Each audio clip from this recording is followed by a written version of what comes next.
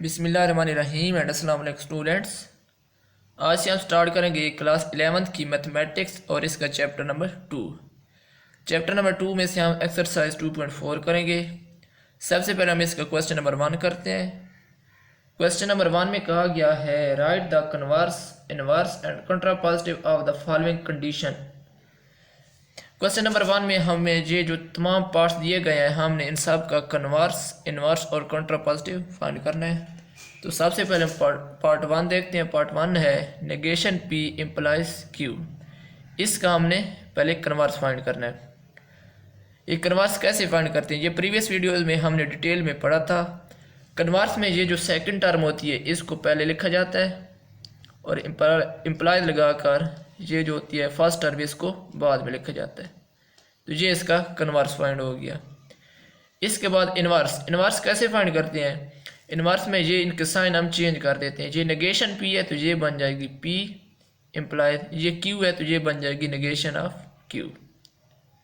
Inverse में हम इनके साइन चेंज करते हैं। कन्वर्स में इनको टर्म को सेकंड वाली को पहले लिखते हैं और फर्स्ट वाली को बाद में लिख लेते हैं। उसके बाद कंट्रापॉजिटिव कैसे फाइंड करते हैं।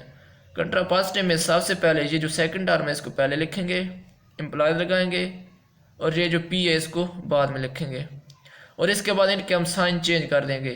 ये Q है तो ये नेगेशन ऑफ Q बन जाएगी। ये P है तो ये नेगेशन P है, इसकी नेगेशन ख़त्म हो जाएगी तो ये P बन जाएगी। तो ये हम कंट्रापॉजिटिव फाइंड कर लिया। इसके बाद पार्ट 2 है इसका कन्वर्स कैसे फाइंड करते हैं। कन्वर्स में जो सेकंड टर्म होती है इसको पहले लिखा जाता है इम्प्लाइज लगाकर और जो फर्स्ट टर्म होती है इसको बाद में लिखा जाता है। तो ये इसका कन्वर्स फाइंड हो गया। इनवर्स में हम इनके साइन चेंज कर देते हैं। ये Q है ये नेगेशन ऑफ Q बन जाएगी इम्प्लाइज, ये P है तो ये नेगेशन ऑफ P बन जाएगी। ये इसका इनवर्स फाइंड हो गया। उसके बाद कंट्रापॉजिटिव कैसे फाइंड करते हैं। कंट्रापॉजिटिव में सबसे पहले ये जो सेकंड टर्म होती है इसको पहले लिखते हैं इम्प्लाइज लगाकर, ये जो फर्स्ट टर्म है इसको बाद में लिखा जाता है। उसके बाद इनके हम साइन चेंज कर देते हैं। ये नेगेशन P बन जाएगी ये नेगेशन Q। तो ये इसका कंट्रापॉजिटिव फाइंड हो गया। इसके बाद थर्ड पार्ट है negation P implies negation Q। Converse इसका फाइंड करेंगे। कन्वर्स में इन रकमों को उल्टा देंगे, बाद वाली को पहले लिखेंगे पहले वाली को बाद में। ये इसका कन्वर्स फाइंड हो गया। इनवर्स में इनके अलामतें चेंज कर देंगे। ये नेगेशन P है तो ये P बन जाएगी इम्प्लाइज, ये नेगेशन Q है तो ये Q बन जाएगी। ये इसका इनवर्स फाइंड हो गया। उसके बाद कंट्रापॉजिटिव में सबसे पहले ये जो बाद वाली टर्म है इसको हम पहले लिखेंगे इम्प्लाइज और ये जो पहली टर्म है इसको बाद में लिखेंगे और इनके साइन चेंज कर देंगे। ये नेगेशन Q है तो ये Q बन जाएगी, ये नेगेशन P है तो ये P बन जाएगी। इसके हम साइन चेंज कर दिए तो ये कंट्रापॉजिटिव फाइंड हो गया। इसके बाद चौथा पार्ट है negation Q implies negation P। ये सबसे पहले हम इसका इनवर्स फाइंड कर लेते हैं। इनवर्स में हम इनके साइन चेंज कर देते हैं। ये नेगेशन Q है तो ये Q बन जाएगी इम्प्लाइज, ये नेगेशन P है तो ये P बन जाएगी। ये इसका इनवर्स फाइंड हो गया। उसके बाद कन्वर्स में हम इनको चेंज कर देते हैं। ये पहले वाली टर्म बाद में आ जाएगी और बाद वाली पहले, नेगेशन P पहले नेगेशन Q बाद में। तो ये इसका कन्वर्स फाइंड हो गया।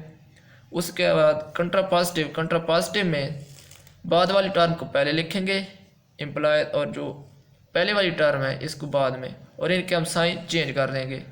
ये नेगेशन P थी ये P बन जाएगी और ये नेगेशन Q है तो ये Q बन जाएगी। ये इसका कंट्रापॉजिटिव फाइंड हो गया।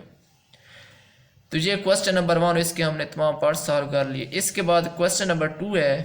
क्वेश्चन नंबर 2 में कहा गया है construct truth tables for the following statements. Question number 2 में हमने इनके ट्रूथ टेबल्स बनाने हैं। तो ये पार्ट 1 है क्वेश्चन नंबर 2 का। सबसे पहले हम इसका ट्रूथ टेबल बनाते हैं। ये मैं हाथ से बना रहा हूँ, आपने फुट से बना लेने हैं। ये टेबल बन गया। इधर हम लाइन लगाएंगे, एक ये लाइन एक ये, पहले हम 2 लगा लेते हैं लाइंस और एक स्टार्ट में इधर लगाएंगे। शुरू में हम लिखते हैं P उसके बाद Q। अच्छा सबसे पहले आपने क्वेश्चन में ये देखना है कि कितनी इसमें स्टेटमेंट्स यूज़ हो रही हैं। ये P इधर भी पी, ये पी और क्यू। इसका मतलब है दो स्टेटमेंट यूज हो रही हैं, पी एंड क्यू, दो स्टेटमेंट इसमें यूज हो रही हैं। तो आपने इधर सबसे पहले वो दो स्टेटमेंट्स लिख लेनी है, पी क्यू। उसके बाद इधर हम बॉक्स बनाएंगे, ये 4 बॉक्स बन गए। सबसे पहले पी में दो टर्म को ट्रू लिखा जाता है, उसके बाद फॉल्स। क्यू में पहली को ट्रू, दूसरी को फॉल्स, पहली ट्रू और दूसरी फॉल्स, ऐसे लिखा जाता है। जब हम ये दो स्टेटमेंट्स लिख लेते हैं, उसके बाद आपने क्वेश्चन में देखना है कि और कौन सी टर्म यूज हो रही है। अगर हम देखें ये पी है, इसके बाद ये नेगेशन पी यूज हो रहा है, नेगेशन पी। नेगेशन पी का क्या मतलब होता है? इसका मतलब होता है कि पी वाली जो भी टर्म है इनका हम नेगेशन लेंगे, ट्रू की जगह हम फॉल्स लिख देंगे। ये नेगेशन हमने डिटेल में पढ़ी थी, आप प्रीवियस वीडियो में जाकर देख भी सकते हैं। हमने पी की नेगेशन लेनी है, ट्रू की जगह फॉल्स, ट्रू की जगह फॉल्स, फॉल्स की जगह ट्रू, फॉल्स की जगह ट्रू आ जाएगा। तो ये नेगेशन ऑफ पी भी फाइंड हो गई। इसके बाद हम ब्रैकेट्स को सॉल्व करेंगे। सबसे पहली ब्रैकेट को सॉल्व कर लेते हैं, P implies negation of P. ये हम इम्प्लीकेशन फाइंड करेंगे, ये भी हमने सब डिटेल में पढ़ा हुआ पहले ही। अब अच्छा, इम्प्लीकेशन कैसे फाइंड कर सकते हैं? हमने पी एंड नेगेशन, ये जो नेगेशन ऑफ पी है इसकी हमने इम्प्लीकेशन फाइंड करनी है। इसमें जो पहली टर्म ट्रू और दूसरी फॉल्स होती है उसका आंसर फॉल्स आता है। पहली ट्रू दूसरी फॉल्स, उसका आंसर फॉल्स, अदरवाइज ये ट्रू आएगी। अब इधर पहली फॉल्स है दूसरी ट्रू है, तो इसका मतलब इसका आंसर ट्रू आएगा। इधर हमने ये देखना होता है कि कौन सी पहली टर्म ट्रू है दूसरी फॉल्स। ये ट्रू थी और फॉल्स, इसका आंसर फॉल्स आ गया। ये ट्रू थी, ये फॉल्स, नेगेशन ऑफ फॉल्स, इसका आंसर फॉल्स। ये फॉल्स, ये ट्रू, तो ये इसका आंसर ट्रू, ये फॉल्स, ये ट्रू, इसका आंसर ट्रू आ गया। तो ये पहली ब्रैकेट भी सॉल्व हो गई। इसके बाद दूसरी ब्रैकेट को हम सॉल्व करते हैं। दूसरी ब्रैकेट्स कौन सी है? ये है पी इम्प्लाइज क्यू। इसको हम सॉल्व करेंगे। अब हमने पी और क्यू की इम्प्लीकेशन फाइंड करनी, पी क्यू। इधर हम देखेंगे पहली टर्म ट्रू, दूसरी फॉल्स, इसका आंसर फॉल्स। उसके अलावा इसका आंसर ट्रू आएगा। ये पहली ट्रू दूसरी ट्रू, ये भी ट्रू आ जाएगी। इधर ये दोनों, पहली फॉल्स दूसरी ट्रू, ये ट्रू, ये दोनों फॉल्स, इसका आंसर भी ट्रू आ जाएगा। इधर हमने देखना होता है कि कौन सी पहली ट्रू और दूसरी फॉल्स है, तो इनका आंसर फॉल्स आ जाएगा। अब ये ट्रू थी, ये फॉल्स थी, तो इसका आंसर फॉल्स आ गया। इसके अलावा और ट्रू आ जाएंगे। अब ये दोनों ब्रैकेट भी सॉल्व हो गए। इसके बाद अब हम इस पूरी टर्म को सॉल्व करेंगे। P implies negation of P, ये पहली। अब ये P इम्प्लाइज Q। अब हम इधर इसकी डिसजंक्शन फाइंड करेंगे। ये वाला साइन डिसजंक्शन के लिए इस्तेमाल किया जाता है। अब हमने डिसजंक्शन किसका फाइंड करना है? ये इस टर्म का और इसका। अच्छा, डिसजंक्शन कैसे फाइंड करते हैं? डिसजंक्शन में जहाँ पे दोनों टर्म्स फॉल्स होती हैं वहाँ ये भी फॉल्स होगा, अदरवाइज ये ट्रू होगा। अब ये दो टर्म है, इनका हम देख रहे हैं कि कहाँ पे दोनों टर्म फॉल्स हैं। इधर फॉल्स, इधर ट्रू, इसका मतलब दोनों टर्म फॉल्स नहीं है, तो इसका आंसर ट्रू आ जाएगा। जहाँ पे दोनों टर्म फॉल्स होगी वहाँ ये भी फॉल्स होगा। अब ये फॉल्स है, ये भी फॉल्स है, तो इसका आंसर फॉल्स आ जाएगा। अब ये दोनों ट्रू हैं तो इसका आंसर भी ट्रू आ जाएगा। ये दोनों ट्रू हैं तो ये ट्रू आ जाएगा। तो ये ऐसे फाइंड करते हैं इसका ट्रूथ टेबल। तो ये क्वेश्चन नंबर 2 और इसका पार्ट 1 था, इसका हमने ट्रूथ टेबल बनाया है। इसके बाद हम करते हैं पार्ट नंबर 2। पार्ट नंबर 2 है P, ये साइन होता है कंजंक्शन के लिए, नॉट P इम्प्लाइज Q। इसका हमने ट्रूथ टेबल बनाना है। तो सबसे पहले आप क्वेश्चन में देखें कि कितनी स्टेटमेंट्स यूज हो रही हैं। P एंड Q दोनों, दो स्टेटमेंट्स यूज हो रही हैं। तो इसका हम ट्रूथ टेबल बनाएंगे। सबसे पहले P लिखेंगे, उसके बाद Q। अच्छा, P में पहली दो टर्म को ट्रू लिखा जाता है और दूसरी को फॉल्स। इसी तरह Q में पहली को ट्रू, दूसरी को फॉल्स, पहली ट्रू दूसरी फॉल्स। ये तो हमने हर टेबल में बनाना होता है। उसके बाद अब हम देखेंगे कि और कौन सी टर्म यूज हो रही है। नेगेशन ऑफ P भी यूज हो रहा है, तो हम नेगेशन ऑफ P बनाएंगे। इधर नेगेशन P, नेगेशन P का मतलब होता है कि जो P में जहाँ पे ट्रू है वहाँ हम फॉल्स लिख देंगे।